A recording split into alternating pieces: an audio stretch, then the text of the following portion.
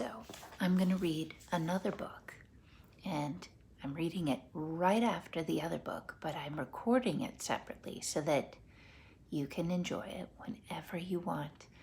Tomorrow I have a class to take, so while I'm waiting for Margot to finish swimming, I'm going to be in a class and I can't read to you.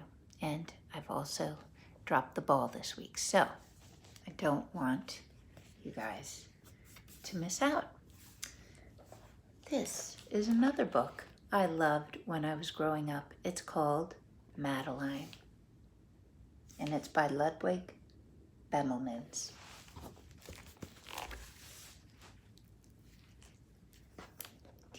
Do you know what that is? That's called the Tour Eiffel, or the Eiffel Tower, and it is in Paris, in France, the country France. We're in the USA, in Baltimore. That is in France, in Paris, the city of Paris. Some of you may have seen it.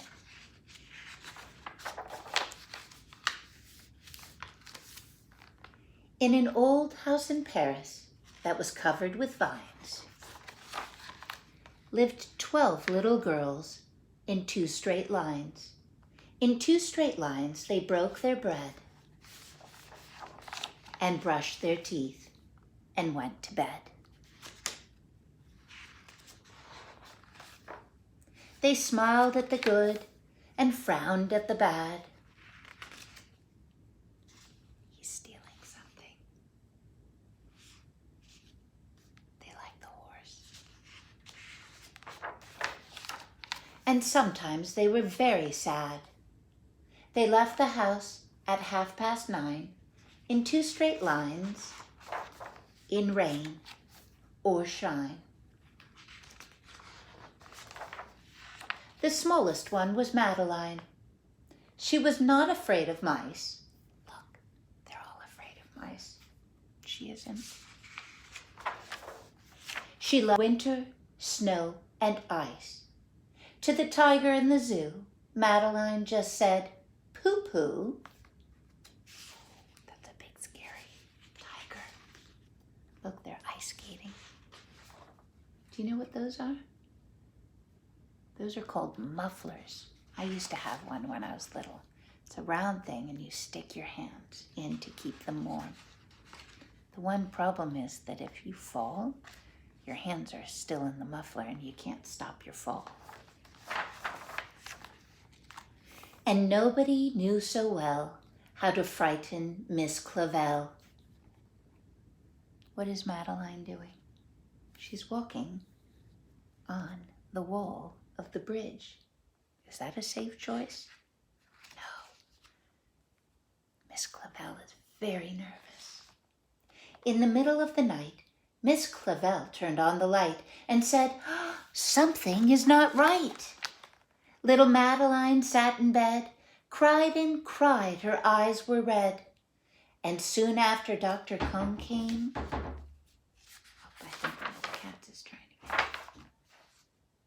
He rushed out to the phone and he dialed 1-10-6.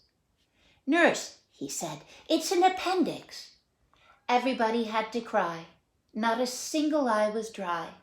Madeline was in his arm and a blanket, safe and warm.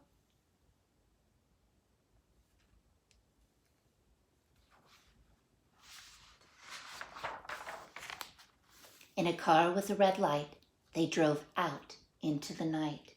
What is that? Is that an ambulance? Madeline woke up 2 hours later in a room with flowers. Madeline soon ate and drank. On her bed, there was a crank. And a crack on the ceiling. That's why I love this book too. Had the habit of sometimes looking like a rabbit. I used to look up at the clouds when I was little and I'd try and decide what they would look like. I still do that when I'm driving along or when I'm walking along. And I also would look at the crack and try and figure out what it looked like, the one in my room. So this book has a crack in the ceiling too, just like the last one, like Bedtime for Frances. Outside were birds, trees, and sky, and so 10 days passed quickly by. One nice morning, Miss Clavell said, "Isn't this a fine day to visit?" Look, they're getting ready, and they're in the bus. "Madeline, isn't this a great day to visit?" Madeline, what are they buying to give her?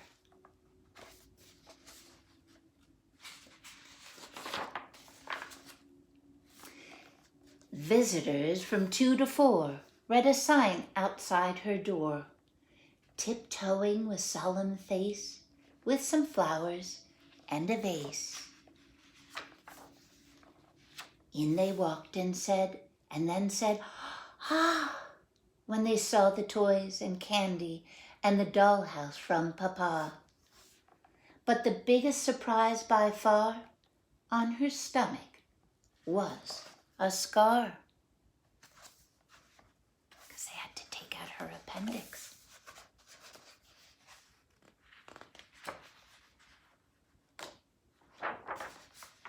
"Goodbye," they said. "We'll come again." And the little girls left in the rain.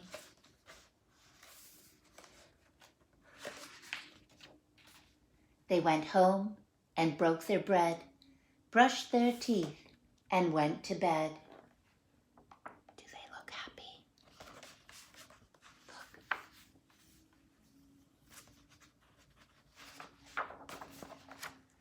In the middle of the night, Miss Clavell turned on her light and said, "Something is not right," and afraid of a disaster,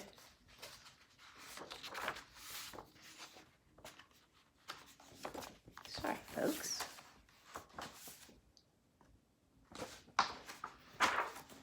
Miss Clavell ran fast and faster.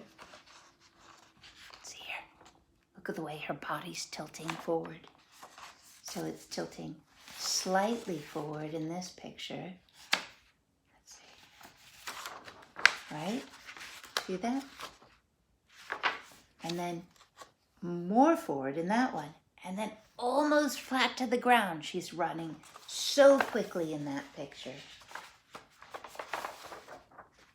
And she said, "Please, children, do tell me what is troubling you."